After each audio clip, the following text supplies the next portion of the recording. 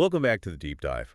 We are cutting straight through the noise today. We really are. We're taking your sources on the AIDA Imaging HD-NDI-TF camera, full HD weatherproof POV one.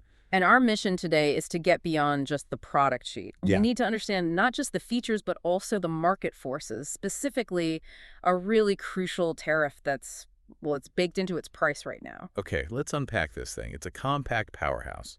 I mean, the initial hook for me is just the size and the durability. It's tiny. Yeah, we're talking about a device that's only 2.9 by 1.6 by 1.6 inches. This is something you deploy and, just forget about. And its performance really starts with the sensor. It's a 13-inch progressive CMOS, which can push out a max resolution of 1080p 60. Pretty standard for pro gear. It is, but here's the detail that actually matters. The pixel size is specifically 2.9 micrometers. Okay, so that's not just a number. That means something. It means everything. That specific size is how they achieve that ridiculous low-light performance. That's the perfect connection. Right. You should look at the specs and you see this IP54 weatherproofing rating. Right, so it handed the element. And then that sensor lets it operate down to 0.2 lux in daylight and a shockingly low 0.1 lux at night. I mean, this is a camera built to see where a human eye would struggle. And you couple that with the lens, which is a highly versatile 5 to 50 millimeter Varifocal lens. That's a huge range. A massive range. It means you can get sharp, usable footage from right up close to 60 feet away.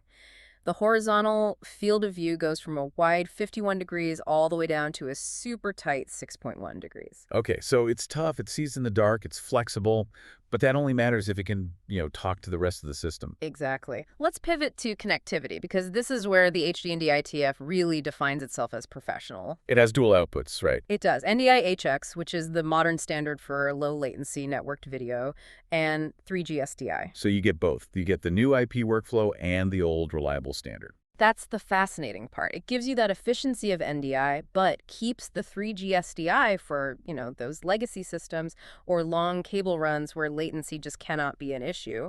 And both are pushing a 4.2.2 10-bit color space. Wait, hold on. Is 10-bit really necessary if you're just pushing it through an NDI-HX pipeline? Oh, it's vital. I mean, if you're doing any serious color grading in post, it's a must-have.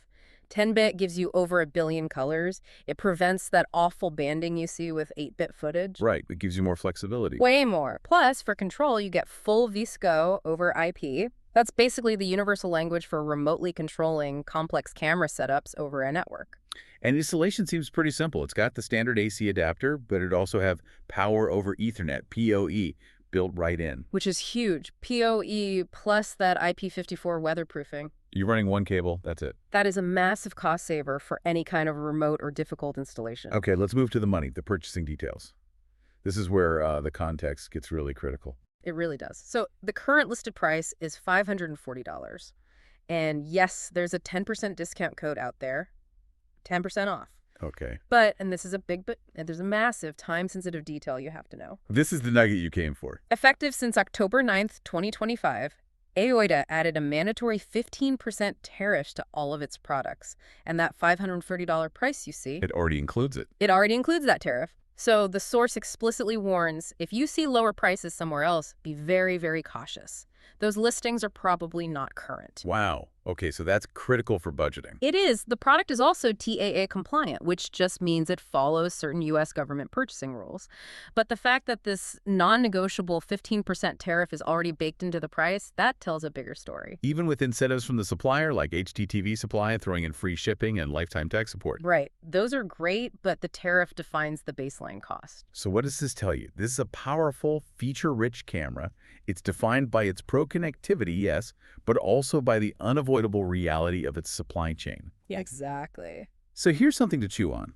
Since the price you're seeing already includes a hefty 15% tariff, and the product is TAA compliant, what does this specific price point truly reveal about the hidden costs and the global sourcing pressures involved in professional broadcast-grade equipment in today's landscape?